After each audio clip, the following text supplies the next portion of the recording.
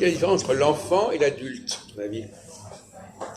L'enfant n'est pas responsable.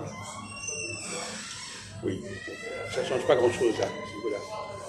Le mode fonctionnement de l'enfant, fonctionnement de l'adulte, fonctionnement. Un enfant qui naît, qu'est-ce qu'il va faire pendant les premières années? Qu'est-ce qu'il va faire? L'apprentissage. Oui. Donc l'apprentissage, il y a prendre. Il prend. Il reçoit. Comme la femme. C'est le stade, on prend. C'est pour ça que la femme a un côté enfant. Elle veut prendre, elle le prend.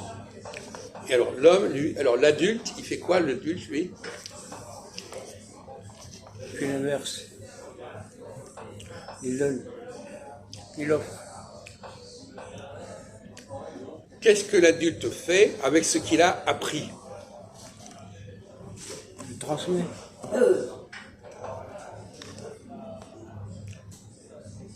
Pas seulement, transmettre, c'est pas beaucoup transmettre. Tu as appris des choses, tu as lu beaucoup de choses, qu'est-ce que tu dois en faire? Est-ce que tu dois le garder comme ça, ou est-ce que tu dois faire quelque chose avec ça?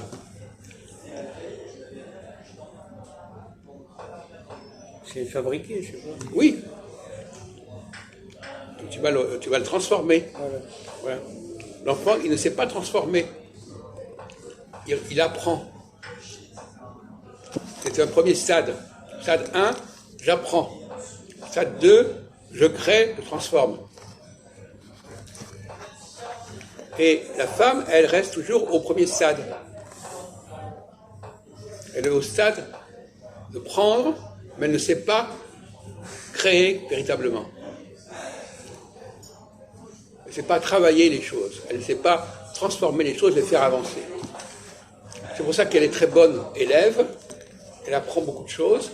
Mais après, elle ne sait pas vraiment faire des choses intéressantes, importantes. Elle va pas faire des choses extraordinaires. Elle va apprendre des choses basiques, si tu veux. Alors, bon, on va changer de sujet, enfin, on va rester dans le même sujet. Quelle est la différence entre ce qui est général et les généralités? L'autre jour, il y a eu quelqu'un, je crois que c'est peut-être toi qui as parlé de ça. La science, elle est dans le général ou elle est dans la généralité?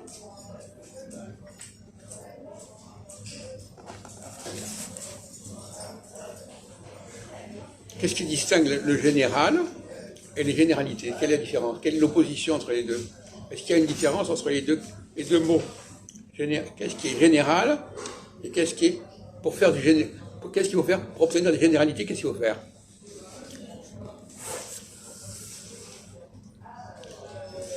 Qu'est-ce que c'est que des généralités d'abord?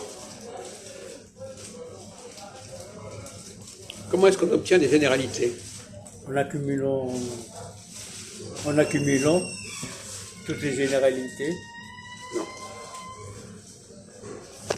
Tu vas prendre un cas. Tu as un groupe général. Tu veux créer des généralités, qu'est-ce que tu fais?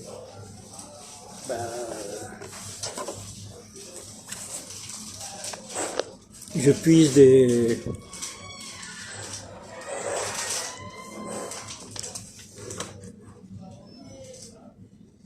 Est-ce que tu sais vraiment ce que c'est que des généralités? Non, ça m'échappe. Non, parce que moi, j'ai appris le général et le fondamental. Ça me dit quelque chose. Par exemple, si tu fais des statistiques, Oui. tu prends un groupe, tu fais des statistiques, qu'est-ce que tu obtiens? Un groupe Homogène, hein? Non, justement, tu prends un groupe, tu fais des statistiques pour savoir qu'est-ce qu'il y a dans ce groupe. Des variétés. Oui, donc qu'est-ce que tu vas faire? Le groupe, tu vas le transformer en morceaux. Oui, tu vas casser. Tu vas casser. casser. C'est ça, les casser, c'est faire des généralités. Tu vas dire, voilà, il y a tel groupe qui a tel point commun, tel groupe qui a tel point commun. Ouais. Donc tu prends le général et tu vas créer des généralités. Celui-là est comme ceci, celui-là comme celui-là, celui-là comme cela.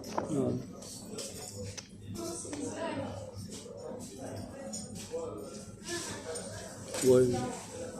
Là, je saisis un peu. Non, c'est le piège du langage, si tu veux.